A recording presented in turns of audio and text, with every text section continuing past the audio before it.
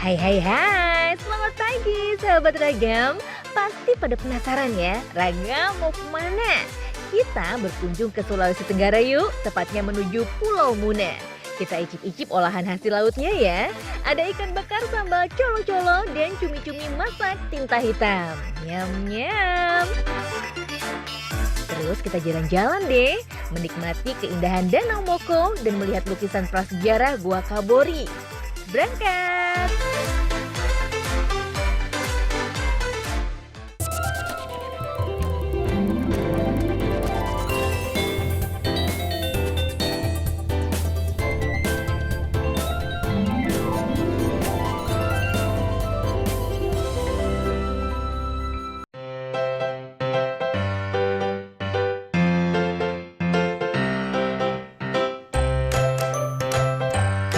Wah, rame banget.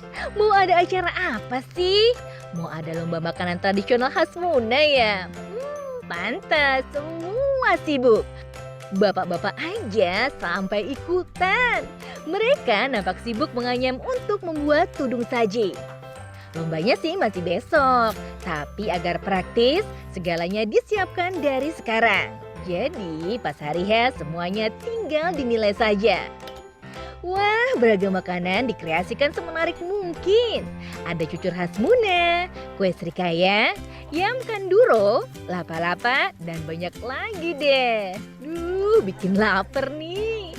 Pokoknya wajib datang ya sahabat ke lomba makanan tradisional di Festival Melewura.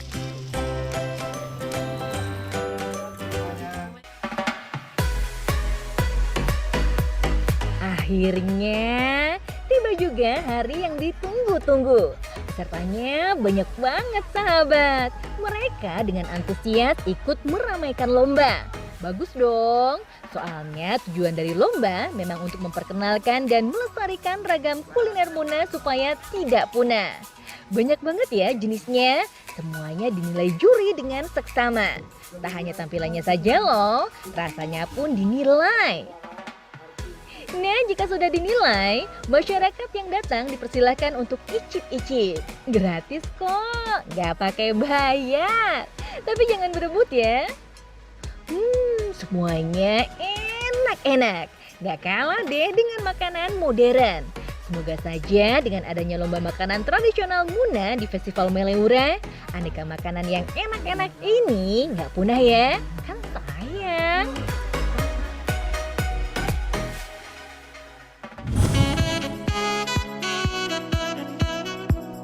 Masih di Festival Melewura nih sahabat, kita tonton kesenian khas Muna dulu yuk, berupa tarian rakyat yang disebut Tari Linda. Konon, Tari Linda pertama kali ditampilkan sekitar abad ke-16 untuk merayakan kedewasaan putri dari Raja Ompua Sangya yang bernama Waode Kamomokamba.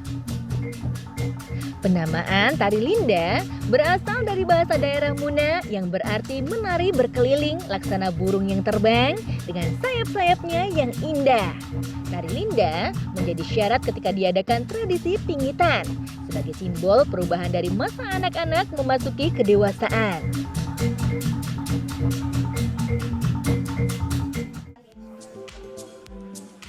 Beruntung deh, kita bisa menyaksikan tradisi unik ini di Muna. Pesertanya cukup banyak loh, ada sekitar 24 gadis dari desa Labunti yang mengikuti tradisi pingitan. Nah, para gadis yang mengikuti pingitan disebut dengan Nekaria atau ketampu muse, sedangkan upacara adatnya disebut Karia.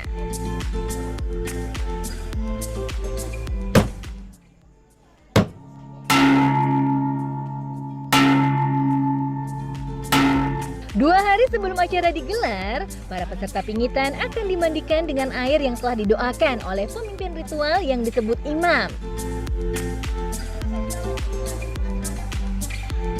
Usai mandi, peserta adat Karia dipersilahkan makan. Lalu diminta masuk ke dalam ruangan yang gelap gulita, yang menjadi simbol keberadaan di alam arwah. Mereka berdiam dalam ruangan gelap selama 2 malam. Barulah selanjutnya dipindahkan ke ruangan yang disebut Bawono Korama yang berbentuk panggung. Duh, cantik-cantik ya. Mereka mengenakan model pakaian yang sudah ditentukan para pemangku adat sesuai dengan golongan dari peserta pingitan. Sahabat, ketika dipindahkan ke ruangan berbentuk panggung, para gadis peserta pingitan tidak boleh menginjakkan kaki ke tanah. Karenanya mereka harus digendong oleh para lelaki yang masih keluarganya. Mereka juga tidak boleh membuka mata loh, sebagai syarat kesungguhan niatnya. Dan baru boleh membuka matanya setelah pembacaan doa selesai. Maknanya sih, peserta pingitan diupamakan sebagai bayi yang baru lahir dari kandungan sang ibu. Jika mata mulai dibuka, berarti gadis pingitan telah siap untuk menjalani masa dewasanya. Barulah tarian Linda dilangsungkan. Tari Linda untuk hiburan berbeda dengan tari Linda di ritual pingitan. Gerakan tari Linda saat pingitan lebih sederhana. Disebut dengan Linda Stangke Kulube, yang artinya hanya memutar dan bergerak di seputar tempatnya saja. Ketika peserta pingitan melakukan Linda Stangke Kulube, para undangan yang hadir memberikan beragam hadiah sebagai bentuk rasa syukur dan gembira karena anak atau saudara mereka kini telah dewasa dan siap untuk berumah tangga.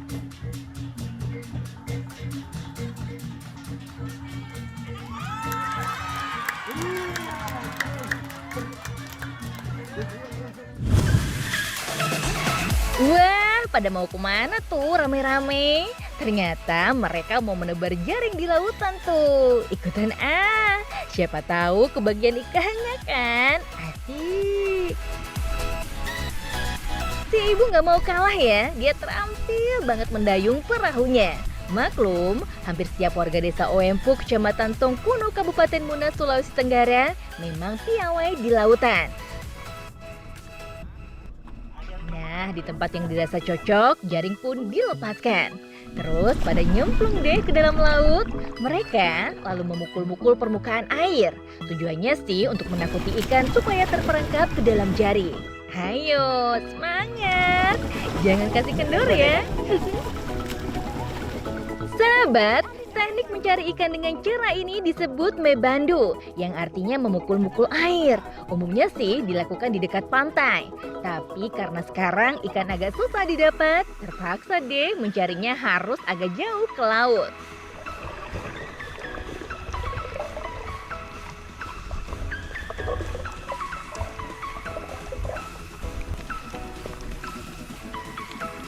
Ikannya lumayan banyak nih. Ayo tangkap dan kumpulkan.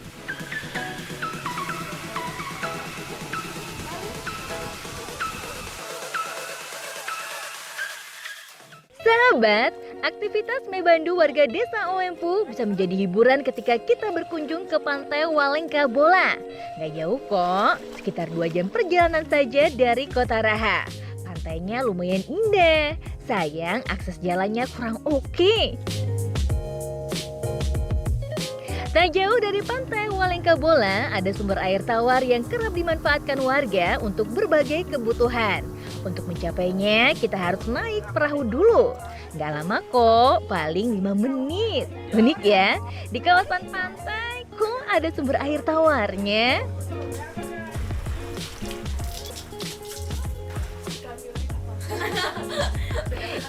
Yang cari ikan sudah selesai tuh. Wow, ikan hasil mebandunya ternyata banyak juga ya. Seger-seger nih. Siapa mau? Bu, ini ikannya mau dijual? Mau dibakar. Oh, mau dibakar. Iya. Wah, aku ikut ya, Bu, bakar-bakar ikannya. Iya. Oke, ayo, Bu. Kita bersihkan ikannya dulu ya. Jika sudah bersih, langsung aja dibakar. Mantap. Udah cukup, Bu. Oles-oles dengan racikan bumbu berupa daun serai yang sudah dicampur minyak goreng dan garam. Eits, jangan lupa bolak-balikan ikannya. Jangan sampai hangus. Biar makin mantap, kita buat sambal colo-colo khas dari Pulau Muna. Oh ya, membuat sambal colo-colo nggak semua bahan diulek, cuma cabai rawitnya saja. Iris-iris tomat dan bawang merahnya ya. Tambahkan cabai rawit halus dan garam secukupnya. Terus beri perasan air jeruk nipisnya. Seger. Ayo makan Bu, ayo makan, makan. Makan nih, Makan deh, ayo. Ya, disegiras ini. Ya Bu. Ya. Ini. Ambil deh. Duh, enaknya. Ikan bakarnya terasa manis. Maklum, baru aja ditangkep sih. Dicocol sambal pedas segar, rasanya semakin mantap. Pas banget dimakan bareng lapa-lapa. Nikmat mana lagi coba yang kau dustakan? Ahai.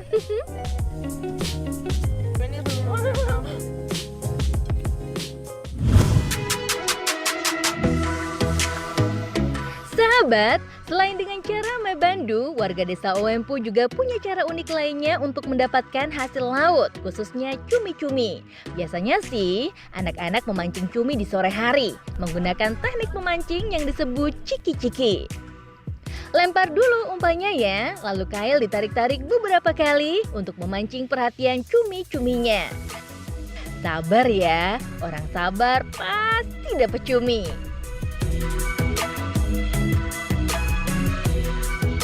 Hore, dapat! Langsung aja kita masak ya, tapi tintanya jangan dibuang. Kita masak cumi tinta hitam. Siapkan bumbu-bumbunya dulu. Terdiri dari daun kemangi, jahe, kunyit, tomat, belimbing bulu, gula, bawang putih, bawang merah, cabai rawit, garam, daun kedondong, batang serai, dan cumi-cuminya. Belah cumi lalu potong-potong. Ambil tinta hitamnya. Cuci bersih. Rebus cumi bersama daun kedondong. Selain untuk menghilangkan amis dari cuminya, daun kedondong juga membuat rasa masakan menjadi semakin enak. Sambil menunggu rebusan cuminya masak, kita racik bumbu lainnya. Haluskan bawang merah, bawang putih, cabai rawit, garam, jahe, dan kunyit. Tumis bumbu yang sudah dihaluskan.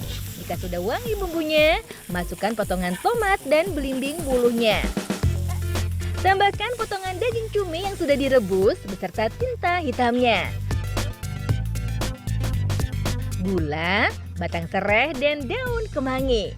Biarkan sejenak dan angkat. Sahabat, masakan tinta cumi hitam dari desa Owempu memang juara. Pas di lidah, enak dan gurih. Apalagi kadar lemak pada cumi terbilang rendah, tapi dengan kadar kolesterol yang cukup tinggi. Sebaiknya sih kurangi mengkonsumsi cumi yang digoreng ya.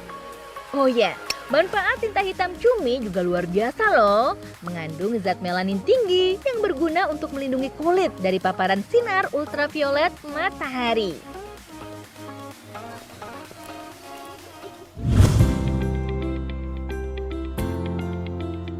Sahabat, masih ada lagi nih acara adat masyarakat Muna yang memiliki nilai kearifan lokal yang luar biasa. Namanya Katoba. Katoba berasal dari kata toba yang diambil dari bahasa Arab yang artinya taubah atau menyesal. Katoba bisa diartikan sebagai proses penyucian diri. Pada tradisi Muna, setiap anak harus dikatobakan atau disucikan, khususnya bagi yang beragama Islam. Nah, tradisi ini bermula sejak kerajaan Muna dipimpin oleh Raja Laode Abdul Rahman. Anak-anak yang akan dikatobakan wajib mengucapkan 2 kalimat syahadat, seperti baru memeluk agama Islam. Barulah dilakukan tradisi haroa atau baca-baca. Ketika acara haroa, disiapkan aneka jenis makanan tradisional dalam nampan. Enak-enak pokoknya. Nah, semuanya boleh dinikmati bersama ketika acara haroa sudah selesai. Enak. Sahabat, penutup aneka makanan atau tudung saji saat acara haroa kelihatan bagus ya. Kira-kira terbuat dari apa sih?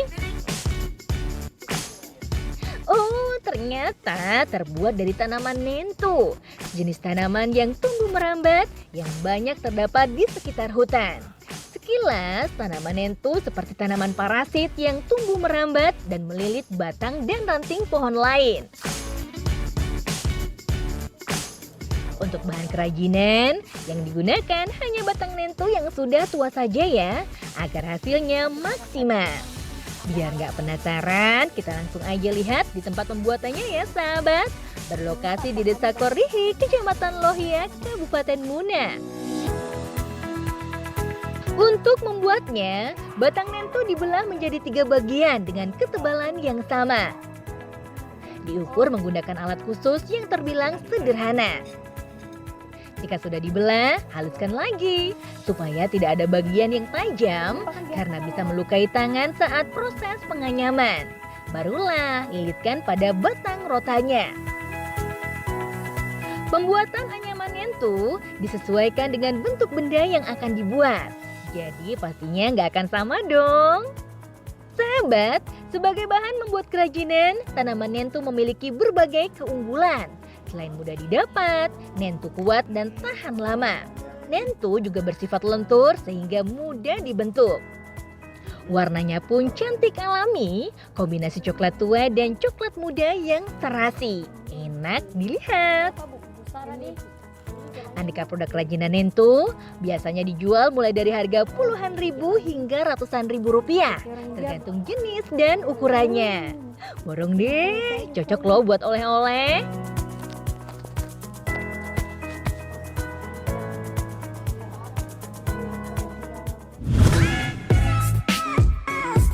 Sahabat, jangan kemana-mana dulu ya, karena Ragam Indonesia akan kembali dengan pesona wisata Danau Moko dan lukisan prasejarah di Irang Kabori. Simak sesaat lagi setelah jeda komersil berikut.